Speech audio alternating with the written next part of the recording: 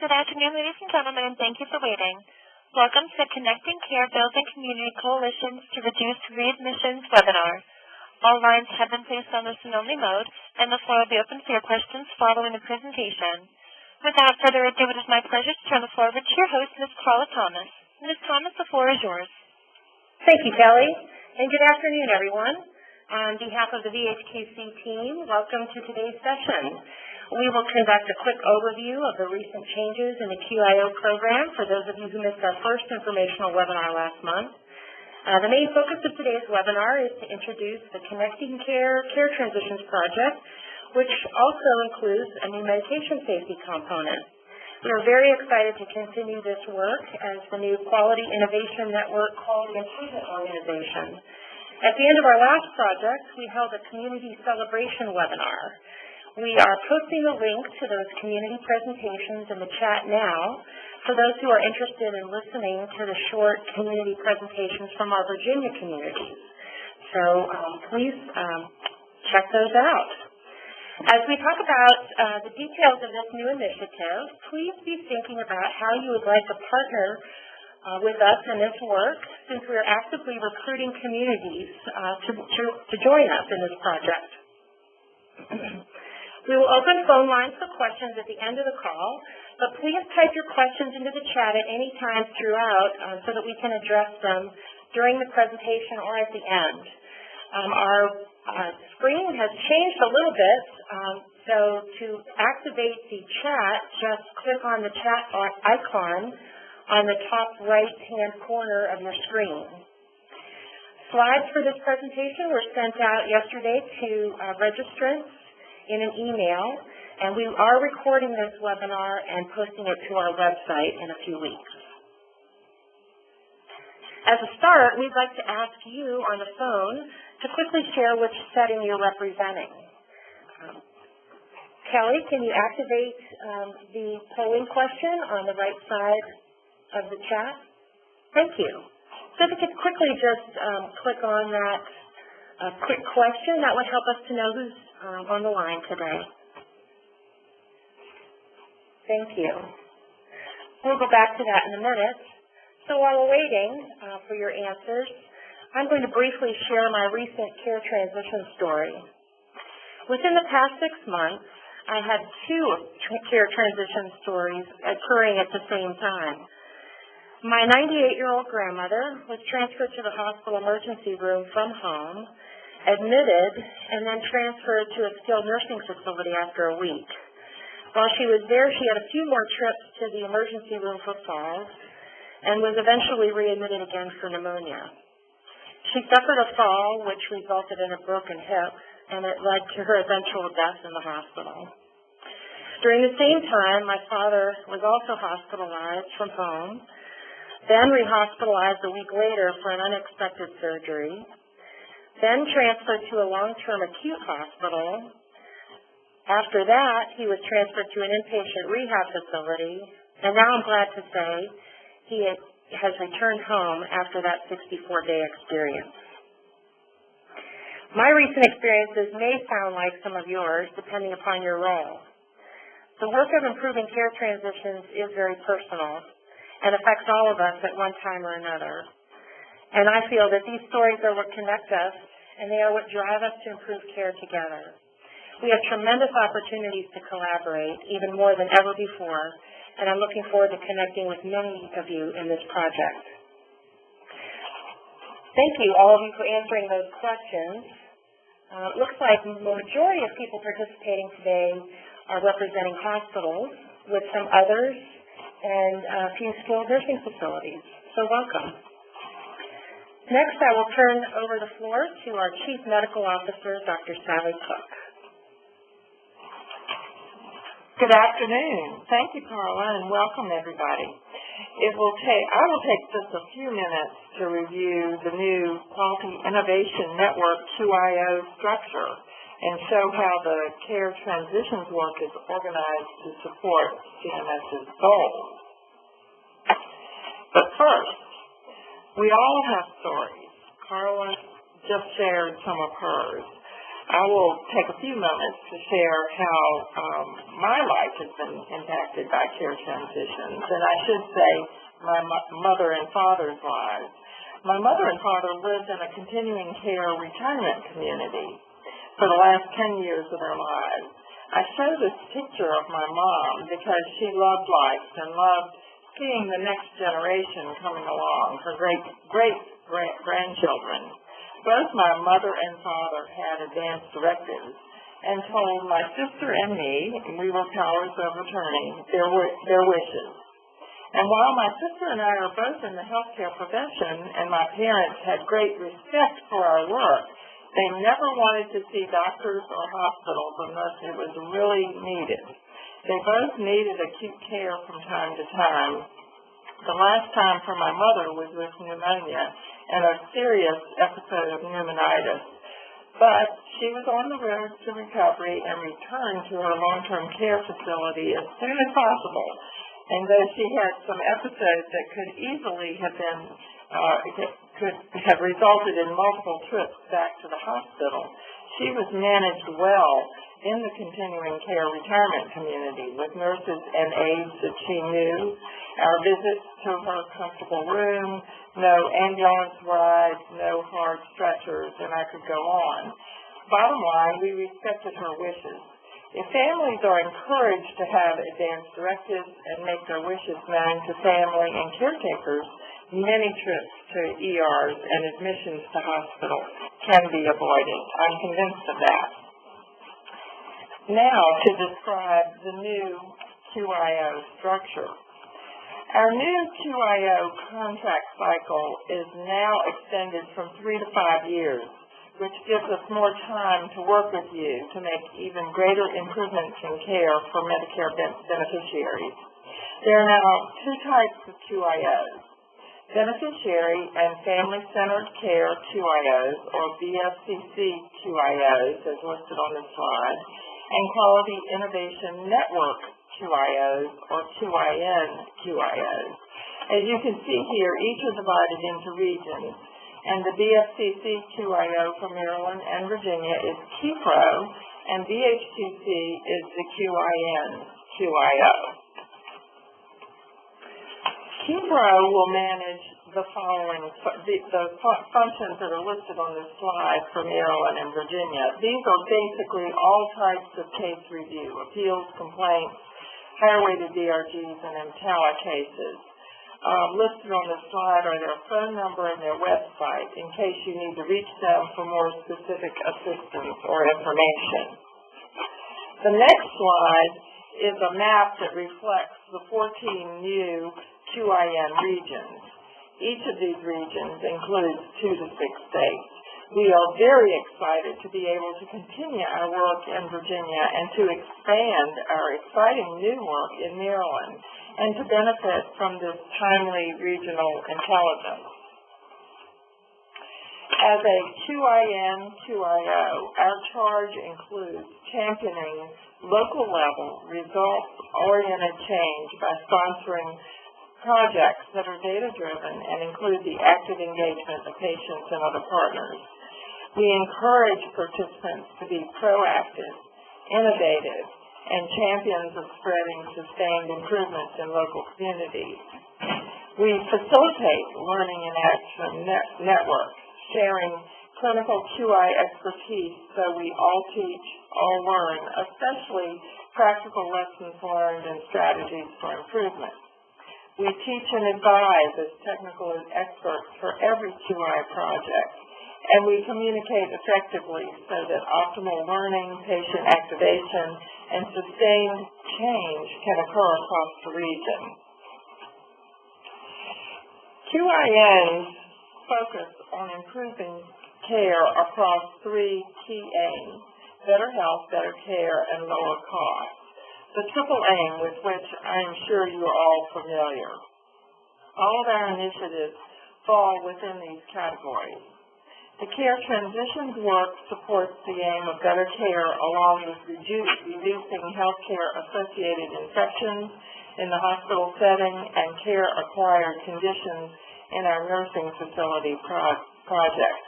It obviously also lowers costs and serves to achieve better health for the populations we serve. Our ultimate charge is to work together in partnership with multiple entities, patients, and families to improve health care, support the creation of healthy people in healthy communities, and lower costs through improvement. Now, I'll turn today's webinar back over to Carla. Thank you, Dr. Cook. Before I move on to talk about our work in more detail, we'd like to ask you about your experience working in care transitions. Emily, can you please post the questions in our chat box? We have 3 questions to ask you at the same time. Have you participated in a care transitions project within your organization?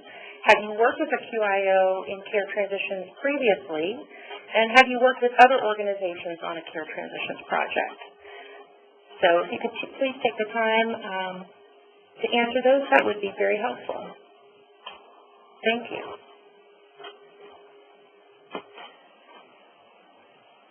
While we're waiting for those answers, I'm going to move on to the next slide, and we'll go back to see your experience in a minute.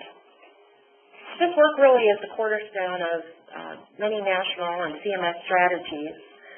For those of you who worked with us in the past, some of this may be familiar to you, but you will notice some neat enhancements to the work. I like to refer to this as a wider and deeper project. We're going to work with a larger community effort that will delve deeper into opportunities for improvement. We feel like we just got started in the last 3 years, and we're ready to make even greater changes for better outcomes. We will continue to engage clinical and local service providers and partners to develop a community approach and build organized coalitions. These coalitions will support the following goals over the next 5 years. Hospital readmissions and admissions will continue with a 20% goal. Our data really measures this per 1,000 beneficiaries. A new measure that we're also looking at is a community's aggregate number of nights that Medicare beneficiaries spend at home. And the new focus that we're pretty excited about is on adverse drug events with a bold goal of 50% improvement. We're also expecting that at least 60% of the communities we support have effective measures for their community interventions, meaning that they are sustainable over time and that they make an impact on overall community population focus. Do we have the answers for our poll? Oh, there we go. It looks like it's pretty evenly distributed across. No, it looks like evenly distributed with the no answers. I'm sorry. It looks like a number of people have been working on care transitions projects in their own organizations and also with others. So thank you for answering that. That helps us to know who our audience is today. When we talk about engaging community providers and partners, we acknowledge that every community effort is very unique in its makeup. And this diagram shows some examples of those individuals or organizations who could be considered for partnerships in your local community effort. This actually resulted from a conversation and sketches with our first ever community effort in Harrisonburg, Virginia. So the individual receiving care is always at the center of a community's focus, as you can see here in the yellow. While typical initial partners tend to be healthcare providers in the green circles, those efforts have great potential to involve numerous community partners. How that looks in each community is really dependent upon existing programs, relationships, the size of the community, in some cases it's funding, and actually some coalition building efforts. In other cases, there might be some grassroots groups and unique resources to a community. We really look forward to exploring these partnership opportunities with communities choosing to work with us. In our last care transitions project between August of 2011 and July 2014, many of the community efforts were focused on some of the clinical conditions driving hospital penalties. We're very familiar with that in Virginia, and we recognize that Maryland has a different all-payer model currently. While the conditions receiving a lot of attention like AMI, heart failure, pneumonia, and now COPD and joint replacements have a great place to start, their overall impact in community-wide all-cause readmissions across the total beneficiary readmissions population can be smaller depending upon the hospital. We'll be encouraging communities to focus on adverse drug events, along with at least one other new area listed here, hopefully more. By focusing on these topics, multiple partners have the opportunity to participate in solutions and make an even greater impact because they touch so many people across the board. We know that Maryland has a very active partnership for dementia care, and Virginia has a very dynamic rural health initiative, just as a start. But VHQC can connect you with these type of partners to support your efforts locally.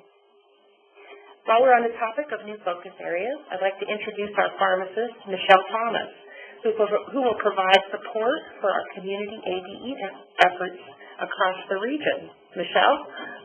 Good afternoon, everyone. I'm going to talk a few minutes about the role of medication safety during care transitions. And as we all know, medications play a huge role in making patients better when they're ill, maintaining their health, and preventing illness. And we've likely all experienced in a small or large way the negative consequences of taking a medicine. Maybe a drug upset your stomach or made you sleepy, or maybe you didn't take a medicine that you needed and suffered from that. Adverse drug events are a wide spectrum of experiences and have a wide spectrum of causes. The Institute of Medicine defines an adverse event as an injury resulting from medical intervention related to a drug. It's considered an adverse drug event when an untoward reaction happens at normal doses and in the absence of any error or omission. We call that an adverse drug reaction. And these are frequently not avoidable, but a large portion of adverse drug events are brought on because of avoidable factors. When an adverse drug event happens because of a controllable factor like a dose or adherence or maybe a suboptimal drug selection or drug interaction, we have a responsibility to work on prevention and reduction of this occurrence, and that's really what this ADE work is all about. So I want to share a story about how an adverse drug event affected me and my father, who's pictured here. In my opinion, my dad was a brilliant man, and he was also a pharmacist. There's no doubt he was very capable of managing his type 2 diabetes medicine. But one morning he called me, and in his words, he wanted to just run something by me. He had just injected 50 units of his long-acting insulin, which was his normal dose. When he realized he had actually picked up the fast-acting insulin and injected 50 units of that. So since he usually injected 15 units of fast-acting, he was wondering and asking me how much I thought he would need to eat to make up for this. So we both knew exactly what needed to happen, but it didn't make it any less scary to deal with as he realized the mistakes he had made. So I stayed on the line to hear his blood sugar results, and we talked about probably the most important factor, how do we prevent this happening again. And we decided that it would be best for him to put his pre-meal insulin in a different place from the long-acting insulin. And, of course, in the end, everything turned out fine, but it really was, for me, a big wake-up call. A couple of reasons. One is that it really pointed out to me that it could happen to anyone, but being prepared with education on what to do was really essential to solving it. And also, really, we have to consider the root cause for the problem and change the system to prevent things from happening again. So adverse drug events happen across the entire spectrum of patients, as I've illustrated here, and they can also happen across the entire spectrum of healthcare settings. In hospitals, in fact, ADEs are the #1 reported complication during a stay. When an ADE occurs in the hospital, it leads to between 1.7 and 4.6 additional days of stay in the hospital.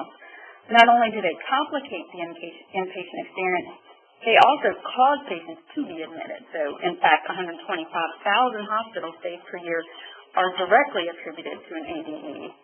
Altogether, it's estimated that 2 million hospital stays are affected by ADEs each year. And then in emergency rooms, we see an additional 1 million patient visits per year because of adverse drug events. Patients who have acute stays in skilled nursing facilities experience adverse events of any type more than a third of the time they are there, and 37% of the time those events are medication related. And finally, an estimated 3.5 million doctor's office visits are attributed to ADEs every year. From these statistics, we know ADEs are a wide-ranging problem, and truthfully, we're not very good at keeping track of them. So there are likely many more events we do not have record of, and this is particularly true in the home, where patients may experience an unnamed problem and work through the discomfort, not knowing that they were avoidable and related to their medication. So we have patients leaving hospitals, ERs, long-term care facilities, outpatient healthcare settings with adverse drug events from that experience. We also have patients coming back to hospitals, going to ERs, long-term care facilities, and outpatient settings because of adverse drug events. The problem is huge and in many cases preventable. So the next question becomes, how do we tackle it? Fortunately, we have guidance in a national action plan to narrow our focus to the most common, clinically significant, preventable, and measurable adverse drug events. The action plan, developed by the Department of Health and Human Services in collaboration with multiple other entities, identifies transitions of care as a crucial time for adverse drug event prevention. This is why our ADE project is fully integrated in the Connecting Care Transitions program at BHQC. Readmissions related to adverse events will be a measure we help keep track of for each of the communities we work with. The quality improvement projects are designed to specifically target Medicare fee-for-service beneficiaries, and of course the majority of these beneficiaries are over 65. We know that the older you are, the more medications you take, and the more likely you will experience an adverse drug event. It's not surprising that older patients are at higher risk. As many as 59% of those who are over 65 take 5 to 9 medications, and up to 19% of them take 10 or more medications. So if you're over 65 and eligible for Medicare, chances are you're at a higher risk because of the number of meds you take. But likely many other factors related to age come into play to increase risk as well. With the higher incidence of adverse drug events and patients taking more medications, the population we will focus on will include beneficiaries who take 3 or more medications. The number of medicines matters in risk, and so does the specific medication. The 3 medication categories which account for the majority of significant adverse drug events are diabetes medications causing hypoglycemia, anticoagulants or blood thinners, and pain medications, mainly opioids. So this project will selectively focus on those who take one of these 3 kinds of medicine and who are taking at least 3 total medications. So this would aid in honing in on the most common, clinically significant, preventable, and measurable adverse drug events. We at BHQC are committed to assisting care transition teams in measuring the impact of ADEs in this population. With the highest risk groups in mind, BHQC is making it our job to bring this problem down to the personal level. Look at your own places of work and even ourselves or our family members and think about what makes an ADE risk higher or more significant. And so next we're going to share with you the process we'll use to aid in improvement. And this process, which Carla will describe, is ideal for not only looking at the problem of adverse drug events, but most all of the problems which occur in the transitions of care. Carla? Thanks, Michelle. As I mentioned earlier, through our circular diagram, this project really encompasses numerous stakeholders and community partners in care transitions. Our first work, working with communities, is to develop a community coalition. And if you have a community coalition already, it will help you strengthen that community coalition by adding more members. We did not have as many pharmacies involved a pharmacist in the last communities we worked with, so we're really excited about adding them around the table, as well as the community organizations that I talked to you about. This community coalition building assistance can start as simply with a handful of community providers meeting together to plan a coalition from scratch. If you've never worked together with community partners, we can help you to identify others in the community that send and receive to hospitals, as well as those that really have the highest number of readmissions in your area. The ADE section of this project really brings the pharmacists and pharmacies to your local coalition efforts. And we'll continue to work with those existing communities to enhance the membership and, again, work with brand new communities. With each community we serve, we will support a process of quality improvement for a variety of community-identified opportunities. As the coalition forms and relationships are strengthening, we start by identifying what the group knows collectively. This starts with a lot of data gathering. This can include publicly available data, shared provider data, community assessment information, and Medicare claims data that we have available to us at VHTC. It really comes from a variety of sources. The community will then have an opportunity to conduct a collective root cause analysis.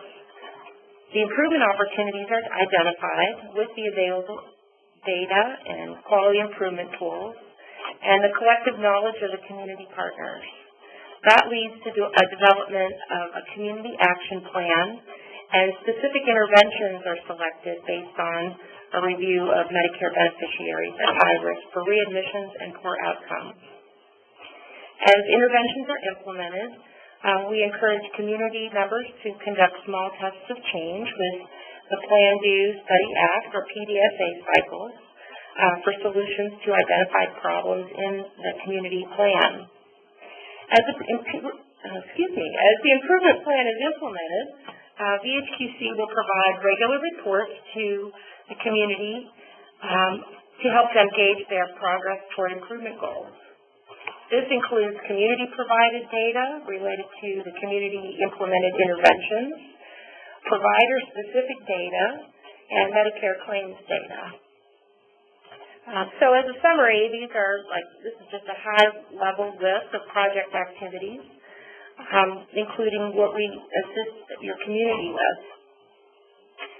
Another component of this project will be a learning and action network. As Sally mentioned before, the Learning and Action Network really is, the foundation of it is really based on an all teach, all learn philosophy. The Care Connection land is really still under development, so please stay tuned for your opportunity to participate. The Connecting Care Learning and Action Network will welcome many levels of participation. As you can see here, we will welcome individuals and organizations working on specific readmissions projects. You might be part of a facility or organization team. You might be a very small community and not organized, but you might have some related coalition in place and are interested in this work. And you might also be a formal Care Transitions Project community that is working closely with us. So we will be welcoming a variety of participants to really build a larger regional learning community. Pardon my tongue twisting today. So we anticipate having numerous educational opportunities, many via webinars, but we will be expecting your active involvement as speakers, storytellers, and participants. In this project, we are asking you to commit to be part of a community coalition to address the goals of the project. We will work with you to identify shared opportunities for improving care transitions with your local partners. We are asking that communities select and implement evidence-based interventions with coalition members. Many of you are familiar with those interventions, such as Interact, the Care Transitions or CTI intervention, or the Coleman model, Boost, Project Red, the Home Health Initiative, Best Practice Intervention Packages, and others. We will be asking you to collect data related to your interventions and share them with us. And as I mentioned just now, we would expect your participation in our Learning in Action Network activities. And not to be the last item on the list, certainly one of the more important elements of your commitment in this project, especially in the Learning in Action Network, is your shared stories, because that is how we learn, by sharing what's working and even what things are most challenging to us. VHQC will help you to identify the size and geographic area for your community. Our analytic support team can determine the best combination of zip codes and the number of beneficiaries that your community can really impact the most. The process starts with identifying which hospitals are committed to this work. Excuse me. We need a minimum of 2 hospitals in a community, and we'll work with you to also identify the additional community partners, after the hospitals are identified. We would really need to work with you to determine the strongest partners in your community effort.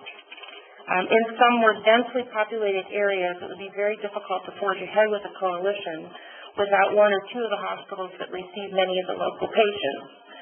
So we're really looking at the particular area, the zip codes, and the number of beneficiaries where you could make the most impact together as a coalition. Well, admissions and readmissions measure, as I've said before, is based on the number of beneficiaries in a community, state, or region. We use that in our denominator. We look at the total number of Medicare beneficiaries in the area and then identify the number of admissions and readmissions per 1,000 beneficiaries. Over time, you can see that the rate of admissions has reduced. This is our last 3 years. We combine Maryland and Virginia admissions. And for this region, we are running higher than the national rate, just a little bit. The same can be said for readmissions per 1,000 beneficiaries regionally.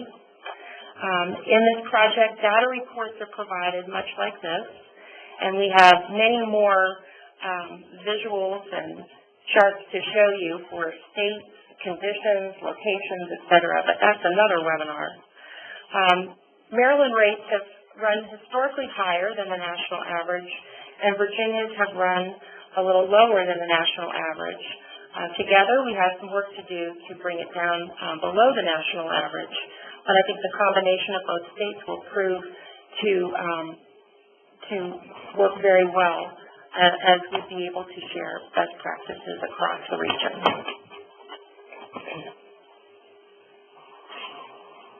As I stated earlier, we need to reach more beneficiaries in this work than ever before.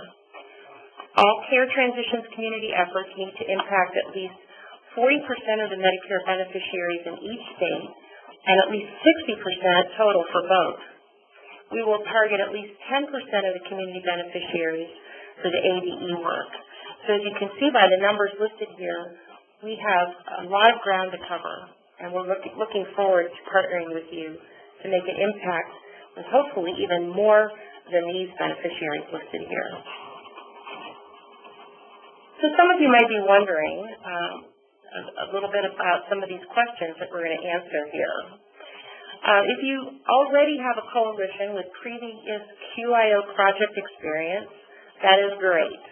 We would like to meet with you and your coalition leaders, but you still need to commit to this new project.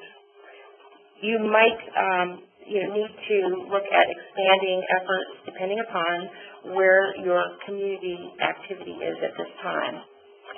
If you're a CCTP or community-based care transitions program funded community, you can be part of this project.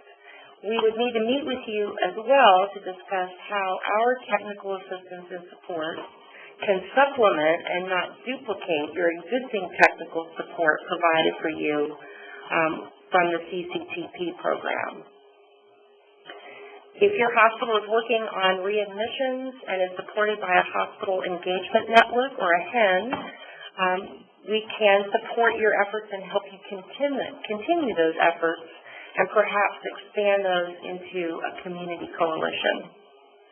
If your community coalition is a smaller one-hospital effort, like many we worked with in our previous project, we will be happy to help you identify opportunities for expansion and identify potential hospitals that you could partner with, as well as the optimal geographic areas. So if you're part of a smaller coalition or a similar local effort that may or may not be very formal, we definitely can meet you where you are. We've helped a lot of smaller groups formalize their efforts to be part of this project in the past. So this time I'd like to ask Emily, our WebEx operator, it's Kelly, our conference call operator, if she can open up the lines for questions that we will be happy to answer at this time. Kelly, can you provide instructions for doing that? Sure. The floor is now open for questions. If you do have a question, you can press the number 7 on your telephone keypad. If you prefer to type in your question, you can use the chat function. Again, you can click on the chat icon in the top right corner, and you'll see the screen. We have a question on the line from Julie Conrad. Julie, please go ahead. Hi. Hey, this is Ellen from Fredericksburg. I have a question for Michelle. On slide 18, the figures that were shown there for the number of ABEs in Virginia, Maryland, were those just for Virginia and Maryland, or were those nationwide numbers? Hi, Ellen. Thanks for your question. Those are actually national statistics, and I'd be glad to share with you the references if you wanted to have that information. No, I just wanted to know if they were national or Virginia. I was like, wow, okay. Still big numbers, though, so yeah. Thank you. Thanks. Again, if you have a question, you can press 7 on your telephone keypad. And while we have the lines open for questions, I'd like to ask Emily from WebEx to post the evaluation questions so that everyone has enough time to complete those. We appreciate your feedback, and that helps us to plan our next session. I don't see any other questions in the chat at this time. Carla, I think there was a question that somehow was cut off from the chat, but I think it was related to how we will work with other members of the community outside of hospitals.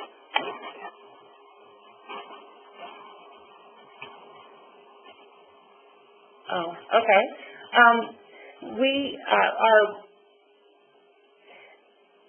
We start with hospitals to build a community coalition effort.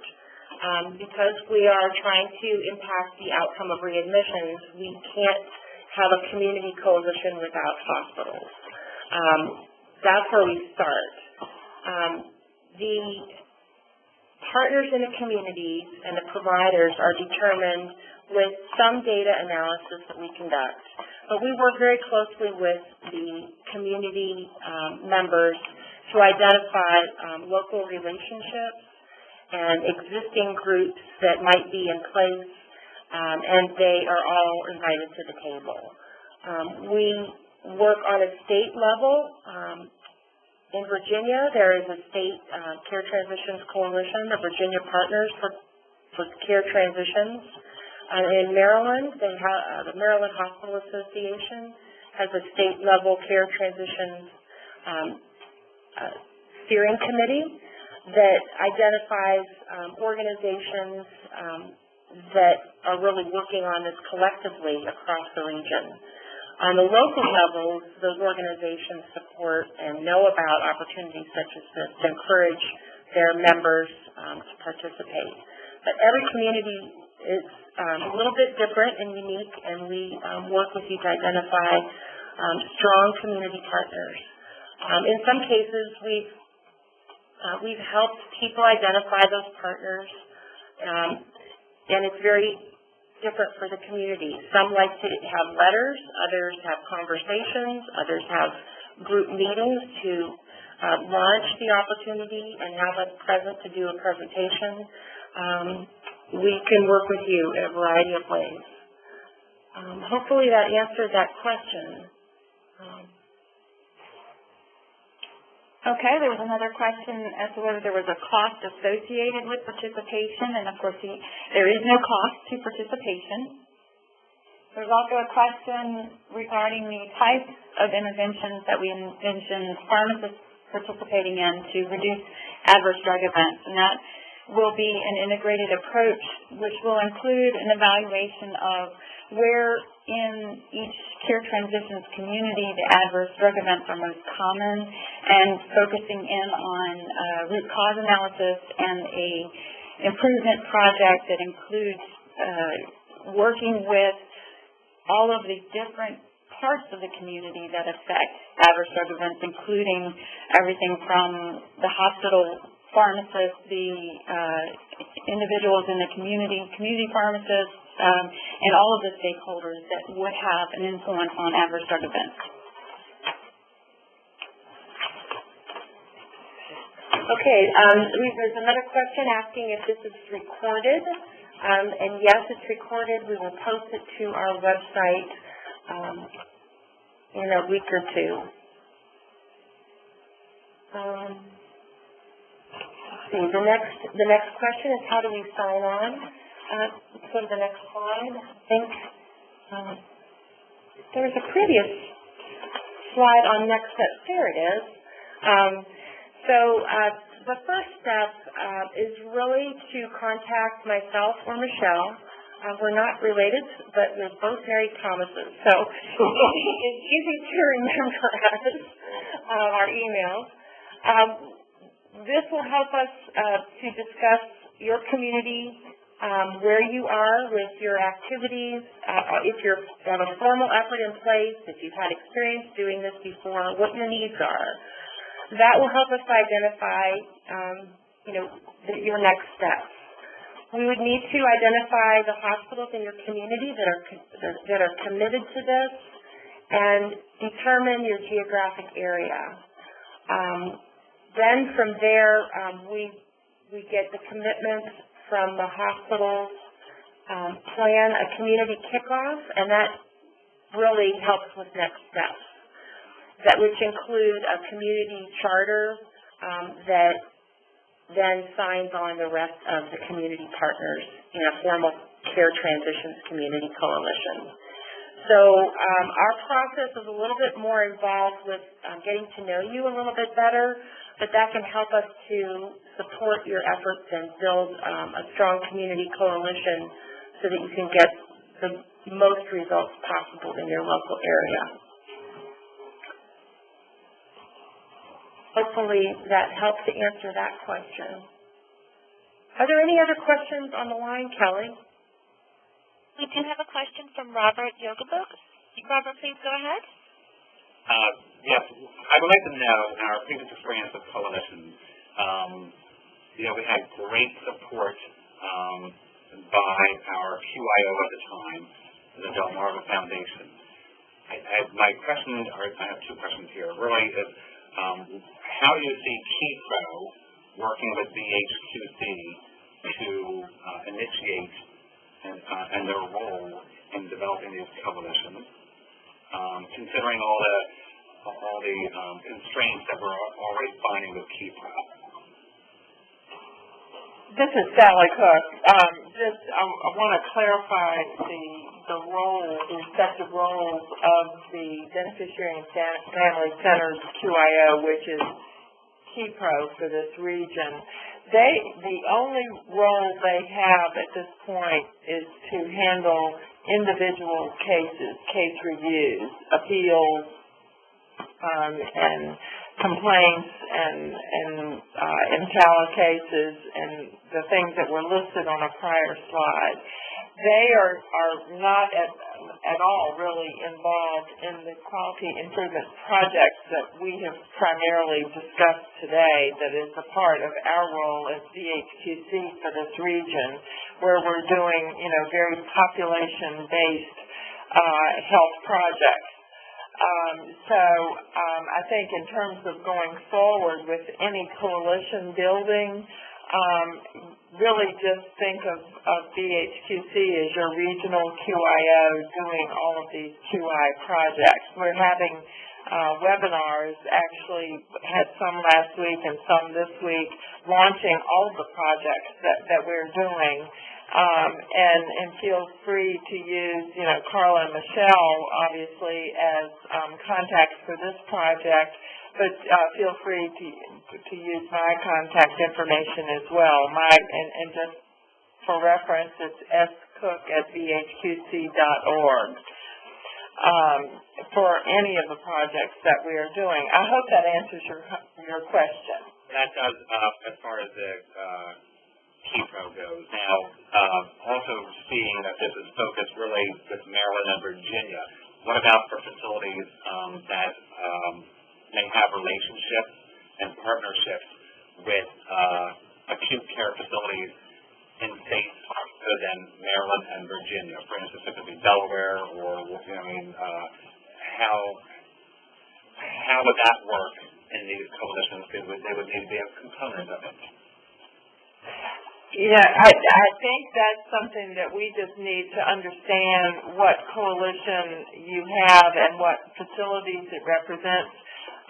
The QINs really have an obligation to work together, and while each of us have obligations for specific states, in our case it's Maryland and Virginia, we also share information with the other surrounding QIN regions, if you will. So I think we just deal with that on an individual basis. We have been asked that question by a number of people, where there may be a health system that has facilities in multiple states, some of which will be in our region, some in another region. So we will work it out. So don't let that be hesitation to you. We just need to understand what facilities you're talking about, and we'll work it out. The care transitions project work tends to be more local. However, we do recognize that different partners could be nationally connected or regionally connected, and we certainly have worked with many of those corporate representatives, so to speak, to support the local efforts, especially with nursing facilities, corporations, and hospital systems and others. Does that help? Yeah, thank you. Kelly, do we have any other questions on the line? It appears we have no further questions. Okay. Well, at this time, since there are no further questions, we will give you a little additional time back in your day. And we'd like to, on behalf of Michelle and Dr. Cook, I'd like to sincerely thank everyone for attending today. We will be happy to answer questions if they come to you even after this webinar. Like we said, just send us an email or give us a call. And we look forward to hearing from many of you. We are currently recruiting communities to work with us. We understand that some communities might not be ready to proceed, but we'd still like to get to know you because while that has happened in the past, we've kept the conversation going, and sometimes a few months down the road, people are ready to proceed. So we look forward to working with many of you across the region, getting to know you, sharing stories, and making a great impact in care. So thank you very much, everybody, and have a great day. Thank you. This does conclude today's teleconference. We thank you for your participation. You may now disconnect.